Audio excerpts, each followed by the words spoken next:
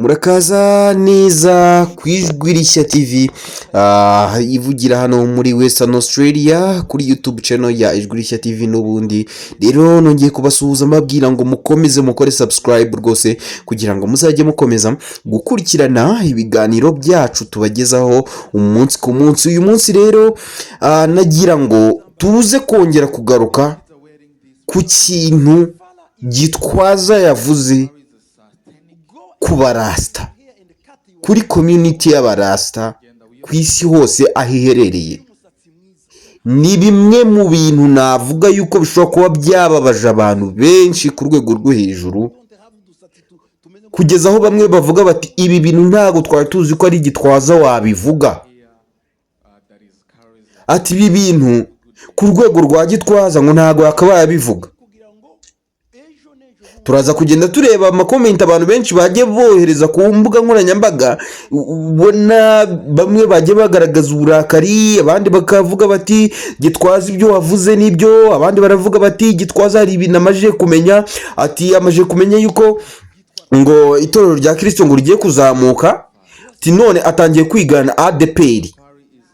Atatangiye kwigana ADPR ibyo yakoze kuva na kera byo kubwira abantu uti mureke kwambara nyine ibintu by'amapantaro abakobwa muri ku ruhimbi ibiki. Ariko noneho ntago turi buze kugaruka wenda ku myambarire cyane, imyambarire yuko wenda twese turabizi ko ari umuco, ariko turaza kugaruka ku kintu cyiswe idini. We yise Rastafarians idini. Ese abantu bagiye babivugaho gute mu buryo butandukanye?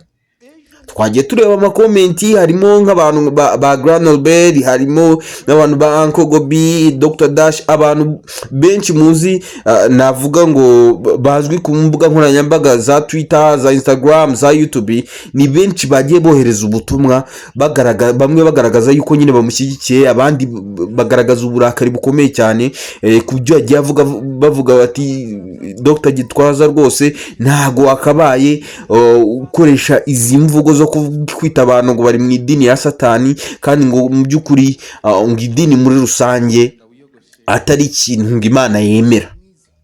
Ibyo bintu rero turaza kubigarukaho, tubibavira umuzingo, tubereke bumwe mu burakari abantu bagiye bagaragaza.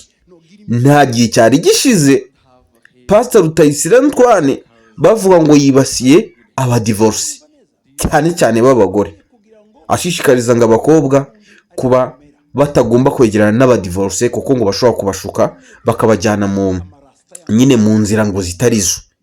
Yabivugiye muri rusange ibyo, hanyuma ariko ngo ntiyavuga abadivorce b'abagabo. Ibyo ni ibintu nabyo byagiye bibabaza abantu benshi. Ariko se turavuga tuti se mu by'ukuri muri iki gihe kuki amadini arimo gusa nkaho agenda yibasira abantu, cyangwa se agaragaza imvugo zigaragaza kwireherezaho abakristo cyangwa se abayoboke, tubyite gutyo?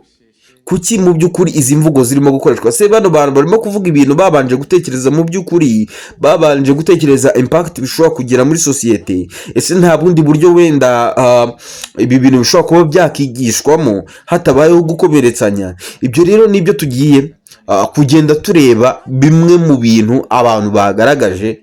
Mvuga nti mu by'ukuri abantu dukwiye kwiga kubaha ingendo y'abandi. Guys, mbere yuko njya rero mu buryo bino bintu bishobora kuba byakongeje umuriro ukaze cyane ku ma social media, ndagira ngo kwanza tubanze twumve bimwe mu bintu Apotre Gitwaza yatangaje kuri Rastafarians cyangwa se ku barasta, ari nabyo byabakomerekeje cyane bikomeye cyane. Reka tubanze tubyumve, noneho tuze tugaruka ku makomenti yo kuri social media. Ni amakomenti ateye agahinda, ni amakomenti ababaje, ni amakomenti arimo ububabare bukomeye cyane. Ibi bintu bishobora guteza umwuka mubi ukomeye cyane. Reka twumve. Nta mwana w'umuhungu wemerewe kuzaririmba hafite amarasta ya misatsi y'amarasta. No, a boy who is allowed to come here to sing when they have dreads here. Ariya marasta Those dreads ni idini yitwa Rastafari. It's a religion called Rastafari. Rastafari ni idini rya Satani. guys murabyumvishe ngo Rastafari ni idini rya Satani, ngo Rastafari ngo ni idini rya Satani. Abantu benshi bahise batangira kwibaza bati ese abantu bose bavutse wenda ku bantu b'abarasta cyangwa se abantu bavutse muri uyu muryango ko batari mu Rwanda gusa, bari ahantu hatandukanye hirya no hino ku isi, aba bantu bari bubyumve bakuze icyo kintu ari cyo bonse mu maraso yabo, abo bantu bari buze kubyakira gute? Ese birakwiye yuko irindi dini ryo hanze riza rikibasira ibyo nabo bita idini rindi ryo ku ruhande ridakora nk'ibyo bakora, rikabita abantu bari satanic? Ese idini mu by'ukuri ubundi ni iry'Imana? Ibi bintu navuga ngo biramutse bikomeje gutya byazateza ikintu cyitwa ubuhezanguni bukomeye cyane na divisionism, cyangwa se icyo nakita icakubiri. Reka mbyite gutyo, ariko icyo nzi yuko bishobora kuba byateza ikibazo gikomeye cyane ku rwego rwo hejuru. Reka twumve uko yakomeje avuga. Rastafari is a certain. Rero abana barabyambara batazi ibyo ari byo. So these kids are wearing this without knowing. Rastafari is Satanism. Rastafari is a satanic. Go and wash your hair and cut your hair. Go and genda wiyogosheshe kandi woze ugira umusatsi mwiza. Have a beautiful hair. Ikindi muzamugira utuwingi ntabwo uri wings. You are not the wings. Don't have udusatsi tumeze nk'utwishitani tw'utudayimoni. No, gira imisatsi mizima. Don't have a hair that is carries like satanic. Have good hair. Muranyumva neza? Do you hear me? Ibi ndabibabwiye kugira ngo ejo nejo bundi ariko mumenya. Ati ibi ndabibabwiye kugira ngo ejo nejo bundi abe ariko mumera. Ni ukuvuga ngo yavuze ngo ibi bintu mbabwiye kugenderaho, aya mahame mbabwiye kugenderaho, ndayababwiye kugira ngo abe ariyo mukurikiza. Abantu bagiye batera amakomenti bahavuze ati ariko nyamara Gitwaza muramuziza ubusa. Ati ruhano urugo rwe, ati ruhano urusengero rwe, ati ubundi muramubaza iki kari idini rye yishingiye ko buri wese mu nzu ye agira amategeko ye. Ati nyamara Gitwaza muramurenganya. Abandi ariko ati mugomba kumenya yuko buno butumwa babucisha ku mbuga nkoranyambaga ahantu bakabwumva. Ati rero abarimo kubwira abantu muri rusange, ati biba byarenze urusengero rwe. Ati ntabwo yakabaye rero avugira ibintu muri rusange kuri yezi yuko biri bujye publique ngo abantu babyumve babitwara ukundi. Reka rero twinjire mu makomenti amwe namwe navuga ngo arimo imvugo zikomeye, abantu bagiye bagaragaza amarangamutima yabo kuri iki kintu. Ndavuga ni nyamara ibi bintu nubwo nari nabifashe nk'ibyoroshye, ntabwo ari ibintu byoroshye gutyo gusa, ni ibintu bishobora gukurura ibindi bintu bitari byiza mu bantu. Reka twinjire muri ayo makomenti. Uyu yavuze ati ariko nyamara umugeni ari kwiyeza kabisa, umushumba w'Imana, Imana iguha umugisha kandi ubivuze ufite ibanga ryabyo. Undi aravuga ati n'ubwa mbere numvise ijambo ry'Imana mu kanwa ka Gitwaza, Imana ibaha umugisha nimwemere dutahe.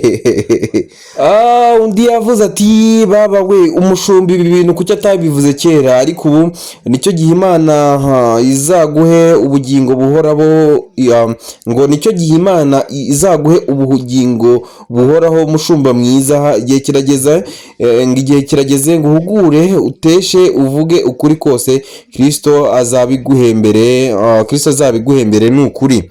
Abandi rero bimwe mu byo bagiye batangaza ku mbuga nkoranyambaga bitandukanye nabyo reka tubyinjiremo.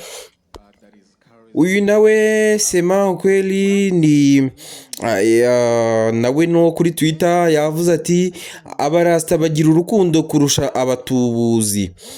Gitwaza we ni muntu ki, umujama wa Yesu? ati Gitwaza ati Gitwaza ni muntu ki ni umujama wa Yesu. Bucyana David nawe yavuze ati bya generali birekere abagenerali mu mana, wowe ujye utwihera ibindi. Ubwo yabwiraga Dr Dash wo kuri Twitter.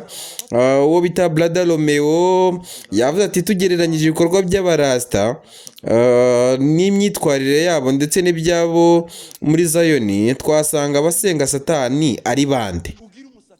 Eka rero tugende duca no mu zindi komenti zagiye zandikwa hirya no hino. Uwo bita Dr Jean Ngirimana yavuze ngo Gitwaza ni umuhezanguni w'idini, niyo mpamvu avuga ibi. Amateka yerekana ko Rastafarians ari nziza kurusha Christianism. Urebeye mu mateka, ubukristo ubundi bwatuzaniye iki usibye jenoside n'ubucakara? Obitabaho kandi neza yavuze ngo nge byancanze mbere yawe, ubu uno muvugabutumwa sinzi niba yatubeshye. Obita Diodoni Cyiza n'ubundi wo kuri Twitter yavuze ngo Apotre Dr Gitwaza akwiriye amahugurwa yo kumenya ko Dread atari Rastafarian, bigaragara ko adasoma bihagije ibyo mu isi. Rero uwo bita Andrew the Great nawe yavuze ati sinemeranya n'ibyo pastor yavuze. Deadlocks akenshi ni culture kandi ni imyemerere. Rero nakaze atabwira iby'ubwoko ngo rero nakaze atabwira iby'ubwoko bwa Isiraheli nkaho ngo rero ntakaza atubwira iby'ubwoko bwa Isiraheli nkaho twebwe turi bo. Azajye yigisha aganisha mu bya Bibiliya n'amaturo, naho ibya Deadlocks his race concerned ngewe abarasta bose nzi baritonda. You bita Mystic Man yavuze ngo Rastafarianism is a community, not a religion. Apotre is wrong. He should read more about this community and come back here for clarifications. Yavuze ati rero nukuri mu byukuri Rastafarianism ngo ni community ntago ari idini. Ati rero Apotre Gitwaza cyangwa se Apotre navuga ngo ntago yarari mu murongo neza, ngo rero ngagomba kwiga, agomba kongera gusoma neza akamenya iby'iyi community nyine y'abarasta, ubundi akagaruka akisubiraho akavuguruza imvugo yari yavuze bwa mbere. Uyu bita rero Ineza Rafiki nawe yavuze ati kera indirimbo z'icyongereza n'igifaransa abantu babyina abarokore bavugaga ko ari iza kidayimoni, ariko uyu ntago twumva neza ibyo yashatse kwandika. Reka turebe mu bandi. Uwo bita Rukundo Prof wa Math yavuze ngo namwemeraga ariko hano ndabanza nkore ubushakashatsi.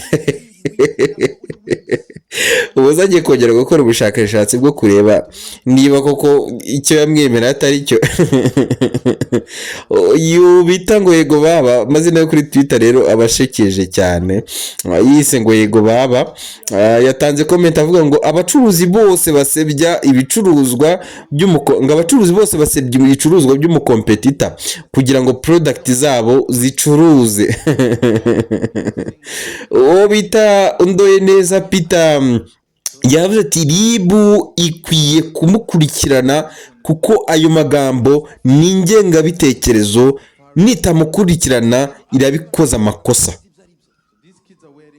Uyu bita Jean Claude Nyabyenda wo kuri Twitter nawe aravuga ngo erega batazababeshya ko Imana ariyo mu ijuru ariyo yazanye ngo batazababeshya ko Imana yo mu ijuru ariyo yazanye amadini. Nimujya mubona abanyamadini bigize ba Kabushungwe, ubwo se amadini yari kuba yarashyizweho n'Imana igategeka pasiteri gushaka umugore umwe, padiri kudashaka, shehe gushaka abo ashoboye?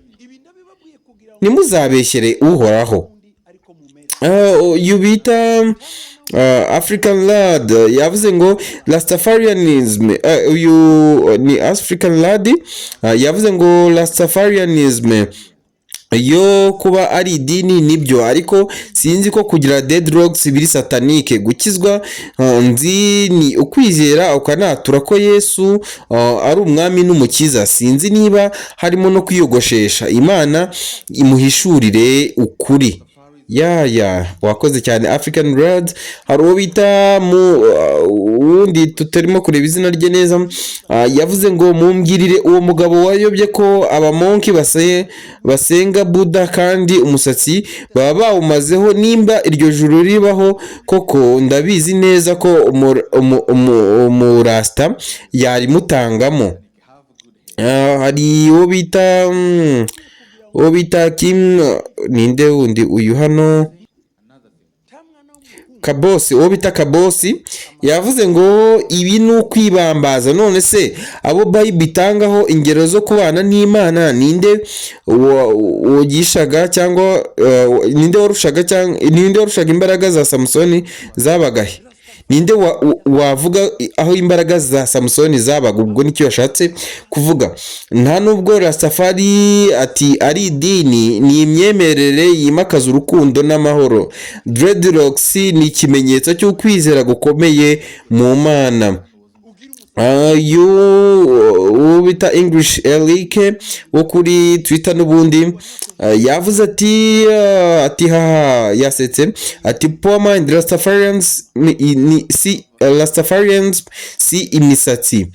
Nge sinkunda dread, ariko Rastafarianism ndayemera cyane biriya bavuga ngo you and I, ni you and I cyangwa ni I and I, kuko bisobanura umwe.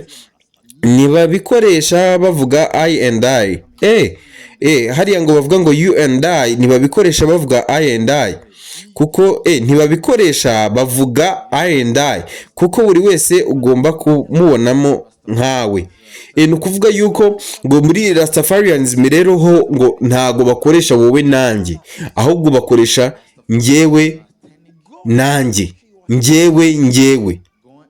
Ni ukuvuga ngo wowe na mugenzi wawe, icyo ashatse kuvuga ni uko mwimbi muba muri bamwe, umwe atagomba kuba uriya n'undi ngo buriya. Ibyo ntago nari mbizi. Uwo bita Ineza Myiza yavuze ngo Rastafarian ni idini nk'ayandi, kandi bizerera mu Imana cyane no kurenza aba bapasta. Ubundi yaba habagaho amadini abiri gusa ku isi, mukareka ngo mukareba ngo turiturira muri paradizo. Uwo bita Intsinzi bana b'u Rwanda nawe yanditse ngo, aravuga ngo ko nzi ko Samusoni yari afite amarasta. Hari abantu muri Bible babivuga ukuntu yari afite ibisuko 7 ngo nabyo Imana yakoreshaga imuterura. Something in that context. Hari uwavuze ati Tidashi ko nzi byinshi kuri politics Zionism on the Zionist regime. Abayoboke be baba bazi icyo ari cyo? Ese baba bazi ko Abayahudi batemera Yesu nk'umwana w'Imana? Ibi ntago natwe tubizi iby'Abayahudi n'ibiki. Aho nka Mary, ahubwo abita abakiranutsi ko ari bo mbona batari sawa. Abarasta nta ribi ryabo, ntibasenga shitani yabeshye. Undi bita bamwita ngo iki SPK yavuze ati nta wamenya, gusa ufashe umwanya ukabigenzura wagira ibyo ugenda uhuza. Kenshi umuhungu cyangwa umugabo utangiye gusuka imisatsi atangira no guhinduka mu mico n'imyitwarire. Reka dukomeze mu zindi komenti. Ni komenti navuga yuko ndimo kurebamo iz'ikinyabupfura, kuko harimo n'abagiye babwirana nabi ku rwego rufatika kabisa. Niyo mpamvu mubona ngenda ntindamo. Hari izo ndimo gusota zitarimo ikinyabupfura, biragoye rero kuba nazisoma. Ariko navuga ngo uwo bita nka Uncle Gobi nawe yagize icyo atangaza. Yavuze ngo nigeze kwifotoshopingira nishyiraho amadredi abasheki dusengera mu idini rimwe habuze gato ngo bankuremo iyo kotsa. Ati icyakora bantegetse gusiba iyo foto ndayisiba n'ubu sindongera kubitinyuka nitinyira abanyamadini bashobora kugusabira ibintu ngo bikagufata wa. Reka dusoreze kuwitwa Granor Bell n'abandi nka bakeya bagiye nabo bagaragaza amarangamutima yabo kuri ibi Dr Gitwaza yavuze. Uwo bita Granor Bell, navuga ngo Granor Bell kuri Twitter azwi nk'umuntu nyine ugenda ufasha amakouple kubahugura, gutanga inama zitandukanye mu kubaka umuryango. Yavuze ati Rastafarian is a spiritual and cultural movement.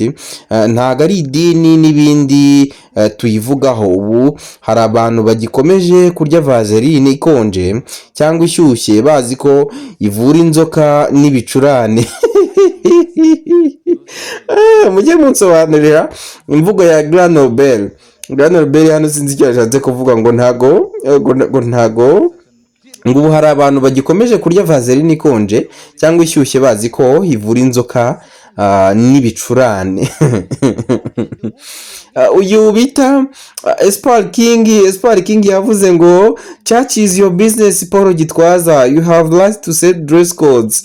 However, when it comes to Rastafarian beliefs and history of slavery, you should admit that you don't know everything about others' beliefs and their history. Uwo bita Mikaelo Agasaro yavuze ngo pastor azanavuge kuri bamwe bajya gusenga ukagira ngo bajyanywe no kwifotoza gusa, bamwe bifata selfie bahumirije barira bagahita bapostinga ishyano. Amakomenti yo kuri Twitter bashimishije kabisa. Uyu bita RM kuri Twitter, amazina kuri Twitter namabwiye yuko aba asekeje.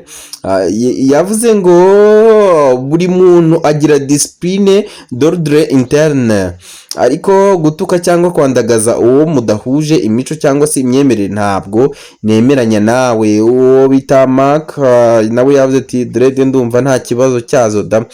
Uyu bita Bright of God Ministry yavuze ngo rwose uyu mubyeyi noneho atinyutse ibyatinywe na benshi, babyita iterambere byica umuco ndetse bigahindura imyizerere ya benshi. Reka turebe.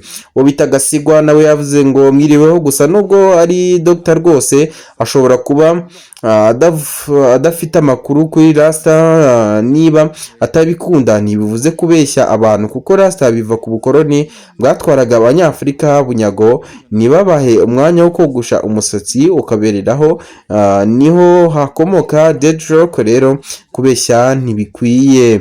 Ibyo ntabwo tubizi neza, ahubwo abasobanukiwe ibyerekeranye na Rastafarians nabo batubwira muri comment. Uwo bita Kumwe, kuba batarafunze ndumva byaramuhaye kuvuga ibyo ashatse. Amategeko y'u Rwanda yemerera gukora ibyo ashatse ku mubiri we. Yavuze ashaka kuvuga yuko yemerera umuntu gukora ibyo ashatse ku mubiri we, n'ibindi rero ahubwo ibyo yavuze bigize icyaha. Okay.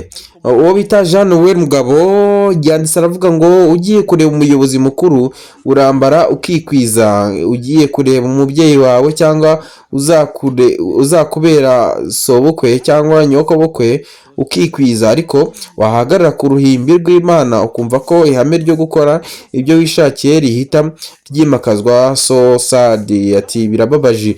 Uyu rero yavugaga no ku bindi yavuze nyuma yo kuvuga kuri Rastafarians, aho Gitwaza nyine nawe yakomeje avuga yuko nyine abantu bakwiye kwambara neza bakikwiza, ibintu byiza cyane rwose. Hari bimwe mu byo yavuze n'umuntu wari we wese utekereza, atari no kuvuga ngo ni idini. N'umubyeyi yabyifuriza umwana we kuba yakambara neza rwose, ariko ntago wakabaye ubigira itegeko n'amahame ku buryo umuntu utabikora ushobora kuba wamucira kandi utega abagore ngo ukabakura ku mapantaro iki. Ariko abandi bavuze bati mu by'ukuri n'amategeko nyine yo mu idini rye, yo mu rusengero rwe. Ati rero ntago abantu bakwiye kumukondana. Okay, hari undi wavuze ngo ah, uyu wise ngo urubyiruko rwirirwa imbere ye yo ku. Okay, ntabwo tureba izina rye neza. Yavuze ngo abadiyakoni be ko bafite amaherena mu mazuru ko ntacyo abivugaho. Uyu bita Kagabo Colbert yavuze ati yari yarakerewe kubivuga gusa ntarirarenga ubwo iki nicyo gihe. Uyu witwa ngo uwundi we yavuze ngo nyuma yo gukamura ibyitwa intama no kwigwizaho imitungo hirya no hino ku isi no guhirika abashatse kumuhirika, reka izo ntama aziyobore aho ashaka. Abasenga muracyagaraguzwa hagati mu gihe mukinangiye ngo muve mu bukoroni bwa gashakabuhake. Udasenze wabiki ariko biragatsindwa. Uyu bita ndi wadera yavuze ati none se yagiye akoresha inama abana yabyaye akababwira uko ashaka ko bamera. uwo bita ntuza Male Kizigenza nawe yavuze ngo ngo Rastafari niyo kwa Satani koko atabarasa ibyo bakoze yari yakora iki uretse kurya amaturo y'abandi. Bob Marley n'abandi ba Rasta influence bagize muri emancipation y'abirabura arayizi. Ubwo yamubazaga nyine. Rero reka navuga ngo reka dusoreze kuri komenti ya nyuma. Komenti ya nyuma yagize iti niyo bita Mayo amazina yo kuri Twitter. Yavuze ngo dusengera kwa shitanisha abarasa twaragowe. Nanyereke muri Bibiliya aho byanditse nzaza gusengera mu itorero rye. Yarengereye hariya ati Samusoni simbona nawe yarasukaga. Paul Gitwaza usaba imbabazi naho ubundi ntago byarangirira. abantu barakaye we. Uwo bita Nadia reka tumusorezeho. Nadia yavuze ngo ipantaro za mbere zakozwe zari zagenewe abakobwa, ahubwo twakibaza impamvu abagabo bambara amapantaro. mbuze komenti yahigiye. Ngo twakibaza impamvu abagabo bambara amapantaro, mwagakwiye kwambara amakanzu. muba mwigize abere n'amafuti mugira, mureke abantu bisanzure. Ikindi gusuka ni umuco wo muri Afurika, ibintu byose ntimukabihuze na Satani. Mwakoze rero nshuti zanjye, mwakoze kudukurikira ku Ijwi Rishya TV. mbabwira ngo ibiganiro tugira ku Ijwi Rishya TV rero nakagaruka ni hano muri Western Australia. Ijwi Rishya TV ivugira kuri YouTube channel rero nkuko musanzwe mudukurikira. ngira ngo mbabwire ngo ibiganiro nakagaruka na hejo. mukomeze mukurikire Ijwi Rishya TV, mukande subscribe, musharinge bino biganiro, mutubwire zimwe muri content cyangwa se topics mushaka ko twazajya tubaganiriraho kugira ngo mukomeze kongera ubumenyi. Mwakoze rero, mukomeze mugire ibihe byiza na hejo.